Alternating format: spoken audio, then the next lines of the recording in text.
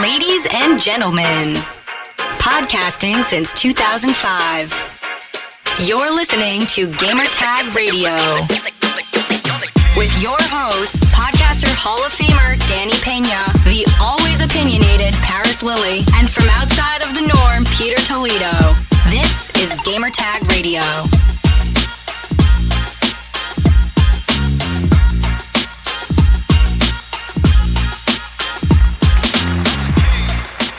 Welcome to a brand new episode of Gamer Tag Radio, and this is a special one because we're going to be talking about The Outer Worlds. Get ready. We have a review and also daily conversation only here on Gamer Tag Radio. Damn it, my ears! Oh, what just happened? Can you hear me? What in the hell?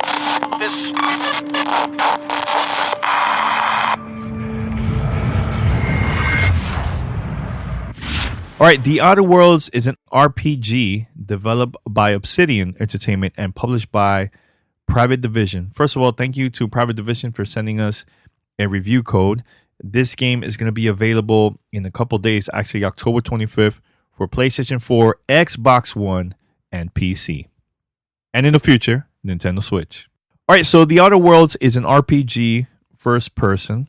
This game, we got to see it a couple months ago in Santa Monica. I went in there blind, not knowing anything about the game. The only thing I got to see was the trailer that Xbox showed during the Xbox press conference. And when I got to play this game hands-on with Paris, we were super, super impressed.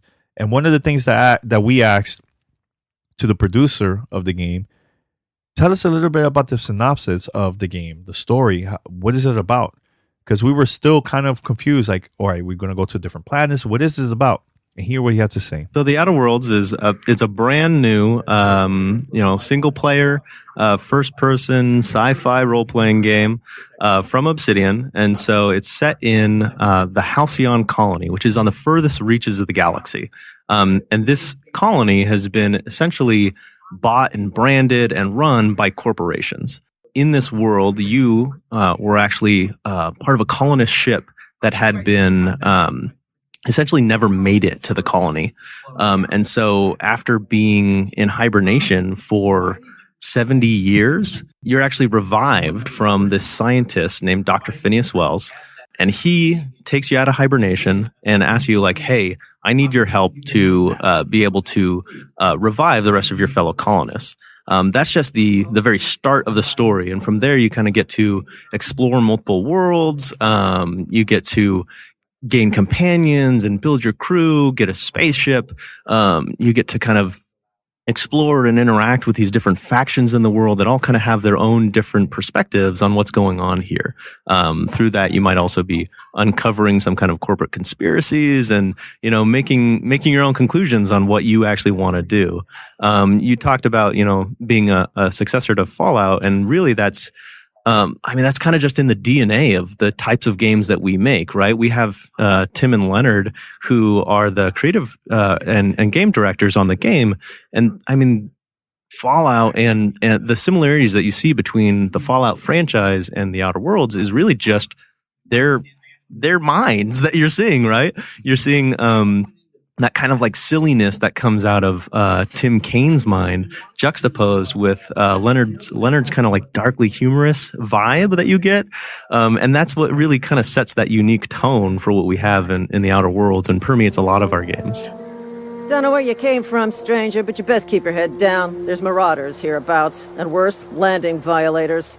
Call on that rung leech. Landing in the Vale without using an official Spacer's Choice landing pad.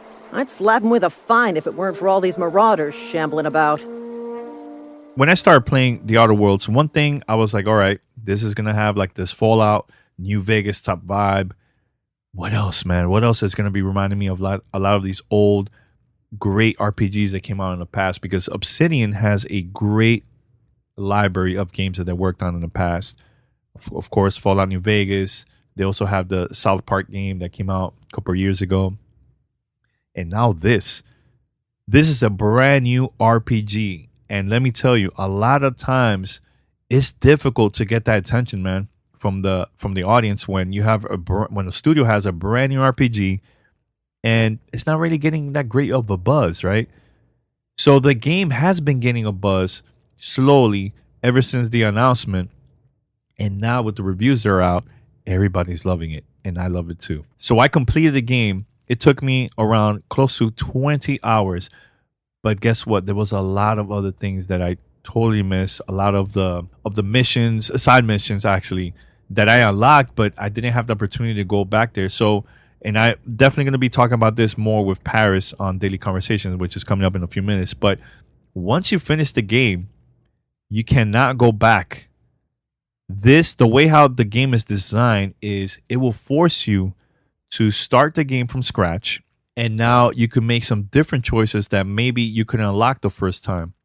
So this game is around 15 to even maybe 40 hours or so. I didn't rush the game. I took my time because I did a lot of side quests. So every time I go to a planet, I would do multiple side quests from there. And if I ever get an opportunity to go to another planet, I'll try to do other side quests there too, man. So throughout your mission, you're also going to be having companions. So at first, you're going to start all by yourself because you crash on the planet and you start walking around. Then slowly you start meeting people, and then people that you meet throughout your journey, some of them, depending on the conversation you have, they will also join and be part of your crew. So yes, this has this type of like Mass Effect vibe. Think of it like the Normandy. You go in there, you travel to different planets. All your companions are there. It's super cool. It reminds me of that a lot.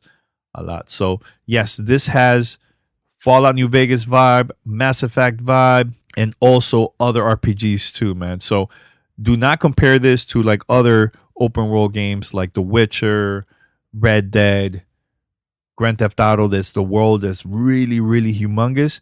It's not like that at all. But when you go to these planets, it does feel like it doesn't feel small at all. It feels big.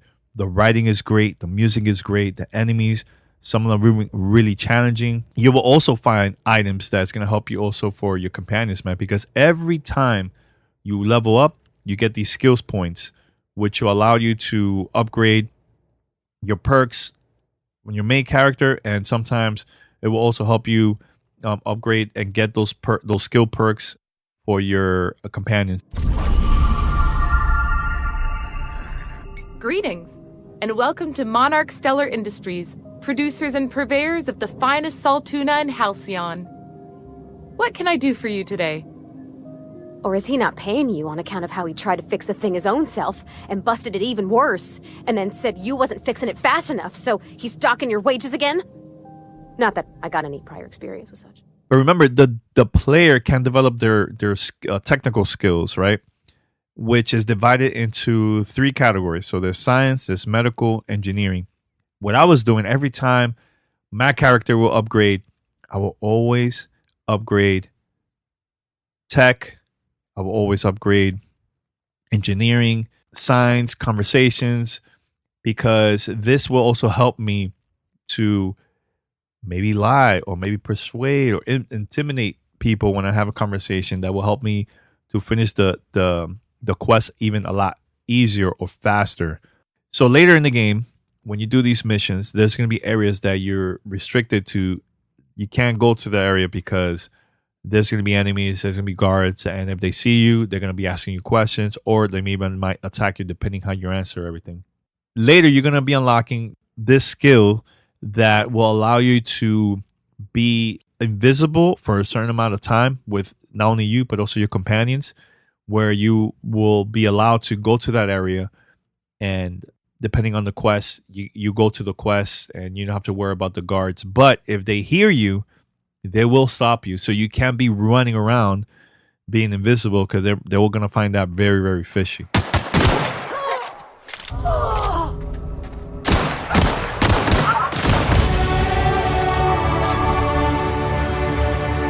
The only issue that I have was coming up a lot was the loading time, because when you go to a new city, you hold X, you go to the city, and then you'll see there's loading. Or if you go to the world, like let's say from the ship, you land into a different planet, you're getting out from the ship, it's also going to be loading from that, right? But once you're in the world, you're fine until you go to like a different area, like a really bigger building or a bigger city that you have no choice. You have to load the game, but it's minor stuff. It's not that big of a deal. So I have the Xbox One X version. So the game looks great. I didn't have any issues with the game. Maybe minor, really minor stuff. But overall, it was a great, great game. Great experience. I want to play this again because, again, there's a lot of choices, a lot of quests that I missed out, and I'm just curious to see what's going to happen. So there is multiple endings in this, and this will force you to go back and try it again. Sorry about the heat. Chief Tennyson will get the radiators fixed soon. Of course, this heat sure makes a zero-G brew extra refreshing. It's an ale that's good for what ails you. Oh, and it's not the best choice. It's Spacer's choice. Taste the freedom. A lot of slogans to keep track of. Sometimes I forget. I think overall, everybody's going to be liking this game a lot, man. This game is so awesome. And I'm glad that I had the opportunity to get a review code early. And I've been having a blast, man. Every day I was playing this game for a couple hours. And when I finished the game finally late last night, I end up with a smile on my face, man, that now I want to go back and play it again. It's one of those games that we're going to be talking about this for years to come. Go buy it, The Outer Worlds. All right, so I had a conversation with Paris about The Outer Worlds Daily Conversation segment. Let's check it out right now. You're listening to Gamertag Radio.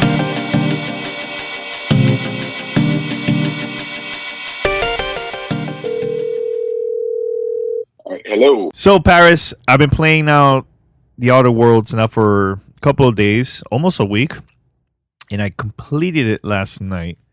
I slept like around 2 o'clock or something in the morning. That's when I finally finished the game, man. So it's good, man. It's one of those games that I think people either when they play this through Xbox Game Pass or they actually buy this game physically or digitally for Xbox and PlayStation PC. I think people are going to love it, man. It's a great game, man. Another hit from Obsidian for sure. Well, it's like I've been saying through the whole preview process. To me, this is the spiritual successor to Fallout New Vegas. And, just full disclosure for my thoughts, I have not played the final version yet because I am waiting on the PC and the PC version, and I'm not going to get it until the day before launch. So I don't have it yet. I've not played it. And, Danny obviously has played the final version. Will have his impressions, but I'm not surprised to hear anything that you're saying, and I'm very happy to hear it because, like I said, Fallout New Vegas was one of my favorite RPGs of all time. I mean, Obsidian obviously was the developer of it, and to see them make this game with the Outer Worlds and just the limited hands-on that I have had with it, I was very impressed. So it just sounds like from what we got to do during the preview, it's just more of the same. Yeah, definitely. And I have to say this, like, I know people are going to be asking, oh man, this game is long and this and that. Like, I think it's a decent game when it comes to like length wise. Like, you can complete this game between 15 hours all the way to like 40. And I like that because usually when I play a game like, which is super rare that I'm playing this again, but like for example, The Witcher, right? Last time I finished it during the Xbox One days, right? When it first early days, it came out, boom, finished it, played the DLC, and I haven't played it in a long time after that. Now I'm playing it again on the Switch, right? But it's a very, very long game. This game, The Outer Worlds, the thing I like about this is it forces you to go back and retry like the game from the beginning all the way, right? Because the choices you make in the game, it will completely not only will help you unlock new quests, new side quests and everything, but also there's multiple endings in this game. Multiple. And the ending that I unlocked was pretty long. I was like, man, this is a very long ending. Wow, okay. But once I was done, I was like, oh, let me go back and try to see if I could finish these quests. I couldn't, man. I have to start from scratch, man. Which it doesn't bother me because I think it's good. It forces me to go back. I guess to make me understand, and obviously you don't have to spoil anything. Mm-hmm. So there's like a definitive end to the game, so you can't do like a new game plus and then go back into the world and like you said, these quests that you didn't do, No. you're not able to go back and do those. No. This is more of like, okay, you complete it. Okay, got to start from scratch if you want to. Because you know what it is, Paris? If this game, yes, it has that Fallout New Vegas vibe, but also has that little bit of Mass Effect vibe too, man. Because there's a ship they're going to be in there. You know, like in Mass Effect, the Normandy, like that. All your companions are going to be there. You know, you're always going to be traveling to like different planets using that ship. So there were quests that I couldn't finish it because I was so focused on the other ones, and I really was also focusing on the campaign that I completely missed that opportunity to play it. So I finished it. I couldn't really go back and play it, man. I had to like start from scratch and start everything from fresh. So I think it's not a bad thing. I think that's great, man. I think it's great. I just find that interesting though. So like I said, there is a definitive end to the game, man. Like it's over, the credits roll, you're not able to go back and do anything. No. Nope. Okay. I mean, right. I pressed continue and it took me to the last save of the last mission I was at. Like I was almost done. So, right. Yeah. But besides that, Paris, I think the writing is really good. The characters, man, there's some that's hilarious. It's fun, man. It's fun. Like I know people might ask, okay, when you go to these planets, are they like really huge? Some of them are not really that big, man. I think it's a good size for what this game is about. Even if the planet is humongous, you travel to like different locations. Yes, there's fast travels every time you discover like a new location, but it's not like Red Dead Redemption, The Witcher, open world like that. It's not that type at all. Plus, there's a lot of rare weapons that you can find in the game. They're really powerful, man. So what I was doing is not only upgrading my character, but I was also upgrading my companions. So each companion has like a special skill. So let's say I'm in danger, I could just press one of the D-pads depending on the companion I want to send that command, and you use that power to like kill the enemies with their ability. It's pretty cool. Really, really cool. But I can't remember if this was in Fallout Paris, but in this game, when it comes to like armor, you only have your helmet and armor. That's it. It's not like other RPG games that you like upgrade the shoes that you're wearing, like your boots. There's none of that stuff. There's only weapons, armor, and helmet. Okay. So, I mean, and then how is the? I mean, in Fallout was the VAT system, but there was not TTL. Is it TTL? What is it? The time. Oh, like to slow down.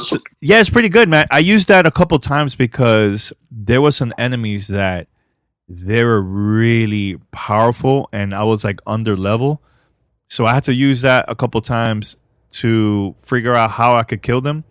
So I'll send like my companions go to one area, shoot at the enemy. I'll go like to the back and I shoot them, and I use that slow time, so I have more like a longer time for me shooting the enemy. It will help me a lot too, man, to complete like any missions or if I'm walking from like one area to another. So it's good, man. I think Paris. Look, I think that this game should be also on the list of contender game of the year, man, because one, it's a new IP. Two, Obsidian, they've been making great RPG games for years, man. And of course, everybody mentions Fallout, but they also made other ones too, like the South Park game was really good too. There's other ones, but for a new IP, man, this is really good, man. It's one of those like biggest surprises for 2019, I think, man. I think people are gonna really, really gonna like this, and they're gonna be talking about this for years from now. And not only that, this is a great way to see the future. Now the Obsidian is part of Microsoft Studios, Game Studios, Xbox Game Studios, exactly. That we're gonna see a lot of like great content from them, man. Who knows? We might see Outer Worlds 2 if this become a huge success. and we're gonna see other great RPGs probably that they're gonna be developed for Xbox in the future, man. So this is good, man. And yo, if you're an Xbox Game Pass subscriber, go for it, man. This is a must-have, Paris. Must have. Oh, that's great to hear. I mean, that's like I said, from the moment we saw it at the preview. I mean, this is the kind of stuff that was getting me excited. That Obsidian was making an RPG. I love this style of Western RPG. They're crazy.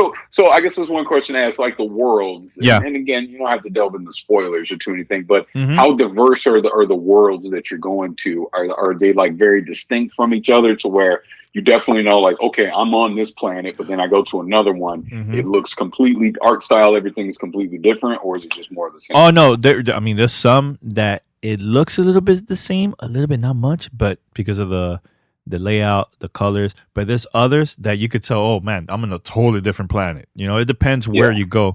But not only that, you're also gonna meet different people on those different planets too, man. A lot of them have, like, let's say, the soldiers or guards, whatever, are taking care of that area. They have like some different weapons that you're not gonna see in other planets.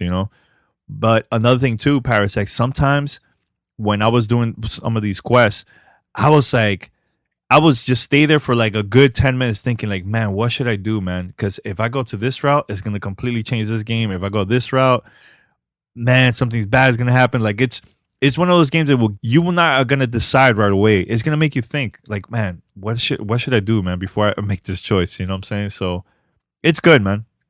It's really, really good, man. And it felt like, games like Fallout and also like Mass Effect, that you have to make some tough choices, man. Multiple times, not just once in a while, Right. Yeah, it's good. But yeah, the planets, like you were saying, like you were asking, the majority of them are very different, man. Some of them are really dark, and even the music also changes depending where you go to, man, which is good. Any other questions from that, Paris, or any thoughts? No. I mean, like I said, I want to experience it for myself, so I don't want to ruin too much of it for me. No. I'm glad that you enjoyed it, and I'm definitely looking forward to jumping in and doing it as well, because it'll be interesting to compare play styles. Like, it sounds like there are different choices and things that we'll be able to make. We'll be curious, like, if we make the same ones or not, what's different, how does that change the story, all that kind of stuff. So I'm really looking forward to that. Yeah, like I completed the game and I noticed I was missing 2 companions that I haven't unlocked. So again, like I was saying earlier, I want to go back again, trying to find those companions. I know that what is very, very important too is like, yeah, you have your companion. I know we also managed to do this during the preview event. But when you have your companion, talk to them. Just get to know them. It will help you also to unlock like new quests. Like there's some that is really, really long.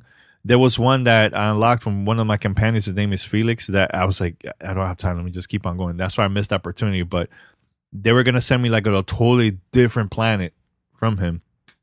Yeah. And I missed that, man. So hopefully I could do that again. And this time I want to unlock brand new companions to join my crew, man. So it's good, man.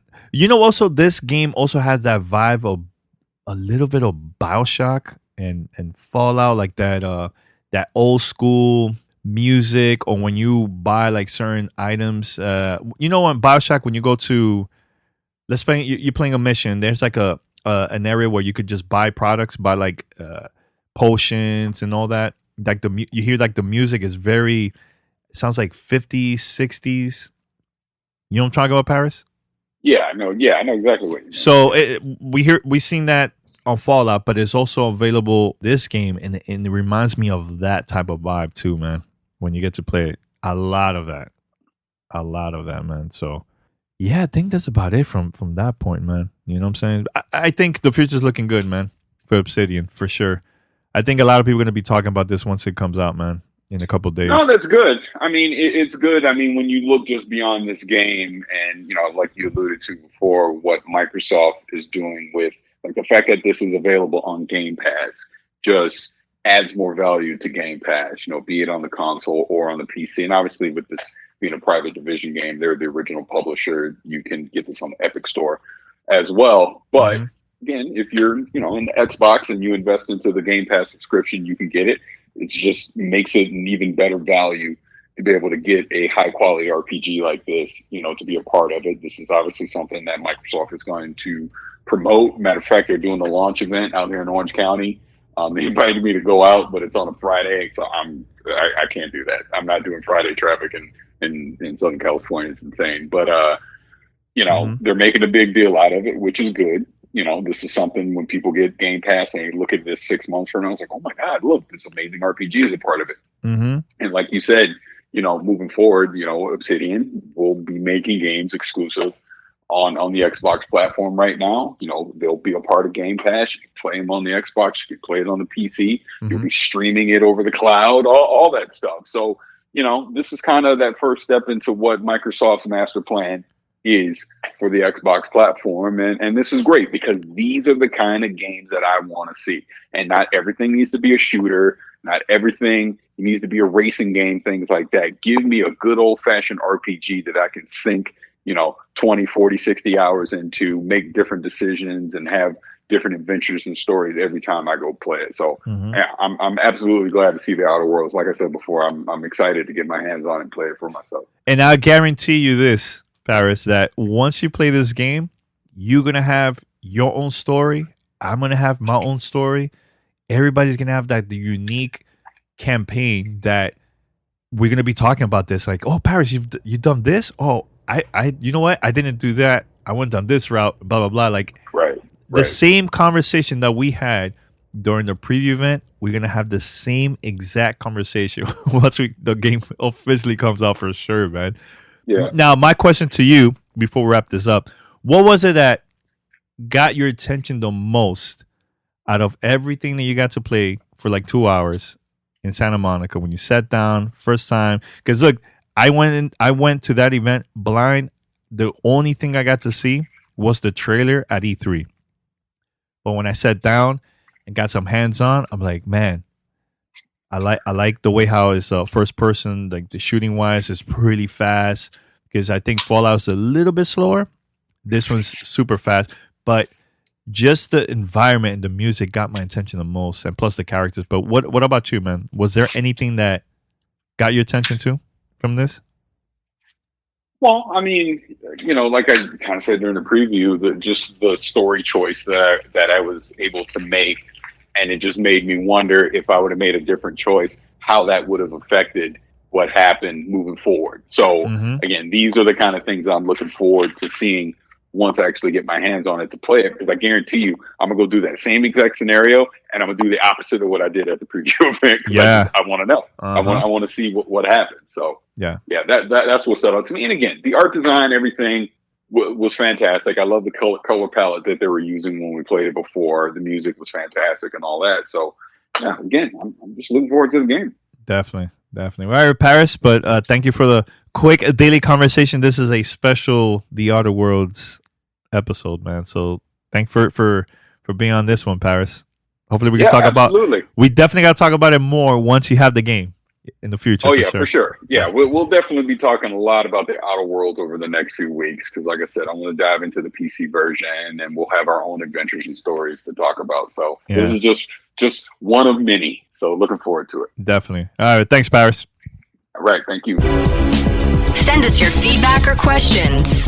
Give us a call at 786-273-7GTR. Email us at fanmail@gamertagradio.com or leave a message on speakpipe.com/gamertagradio. All right, thank you for listening. That was a daily conversation with Paris and also my review of The Outer Worlds. Again, this is a must-have. And for you, the listener, right now, I highly recommend this for us to support this type of game because we hardly see new IPs like this. Usually, studios will make the same type of games over and over again, sequels and so on. So we got used to that. So we were like, okay, it's a new game. It's part 2, it's part 3, whatever, and you go and buy, right? But when it's a new IP, not that many people support it, man. I'll say this: go support this game. Doesn't matter which console you have. Even if you plan to get this for Nintendo Switch in the future, this is a must have. One of the biggest surprises, I think, in 2019. Contender of Game of the Year. The story, dialogue, music, the whole package is top notch. Great job from Obsidian, and I think you're definitely going to be enjoying this once you get some actual hands-on. Once the game releases in a couple of days, so I'm planning to hopefully stream this. Also, Paris is going to be streaming it once he gets the PC version on our Twitch channel. Make sure to go and check it out. Twitch.tv/GamerTagRadio. Once again, I want to give a big shout out to Private Division for sending us codes of this game. I got this for the Xbox One version. One thing I do have a request for you, the listeners out there that are planning to get this game. Send us your feedback about the game. Call us 762-737-GTR. That's 762-737-GTR. Let us know what type of route you went, man. You went to the good route, tough route. Like, I'm curious to see like everybody's their own version of the Outer Worlds. Let us know what was your choices making in when you do all these missions, man. So we definitely want to have a great conversation with the community, man. So I just want to say head over to gamertagradio.com, post your comments and feedback, listen to our past episodes, and also definitely hit us up, fanmail@gamertagradio.com, or give us a call, 762-737-GTR. Or if you're worldwide, you don't want to call, you want to leave a message through our SpeakPipe website, go to speakpipe.com/gamertagradio. All right, so stay tuned. We have more content coming up in the future. Hopefully, we're going to be talking about Call of Duty Modern Warfare on the next episode of Gamer Tag Radio. So, see you next week. I'm out. Peace.